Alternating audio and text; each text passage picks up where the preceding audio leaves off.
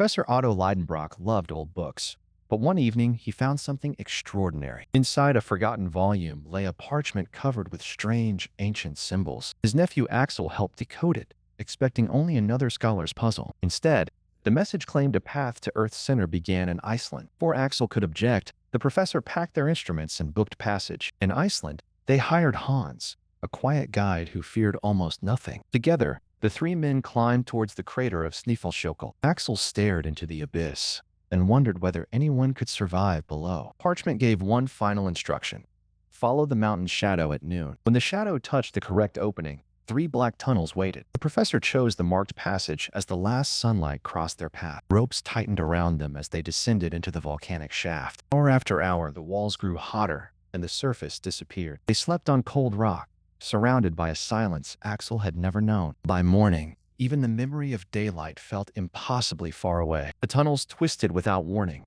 and every turn led them deeper. Then their water began to run out, and fear entered the group. Axel begged to return, but Hans pressed his ear against the stone. He heard water behind the wall and raised his pickaxe. With one final strike, a freezing stream burst through the rock. They drank gratefully and named the underground river Hansbach after their guide. Later, Axel entered a side passage and suddenly lost the others. His lamp faded, leaving him alone in darkness that seemed alive. Then he heard his uncle's distant voice traveling through the rock. Following the echo, Axel stumbled forward until familiar arms caught him. Soon the tunnel opened, and all three men stopped in disbelief. Before them stretched a crystal world beneath an unseen underground sky. Far below, a black ocean filled the cavern from horizon to horizon. On its shore, they built a rough raft from ancient wood. Giant mushrooms rose nearby like towers from a forgotten age. They pushed away carrying only food, lamps, and hope. For a while, the hidden sea was calm, and Axel relaxed. The wind exploded across the cavern,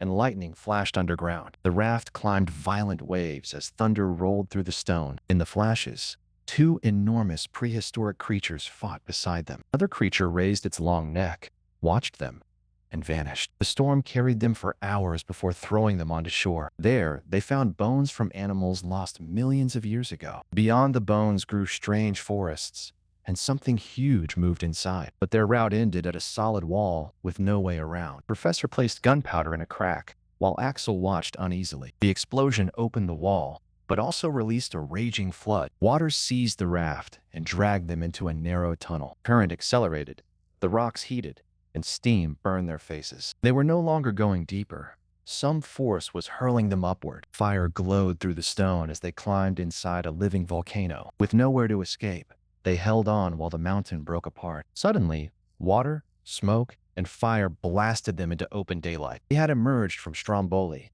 hundreds of miles from Iceland. Back in Hamburg, the professor was celebrated, but three men knew the truth. Axel learned courage was not feeling fearless. It was moving despite fear. Do you have entered the volcano? Share your answer and subscribe to English Fix Daily.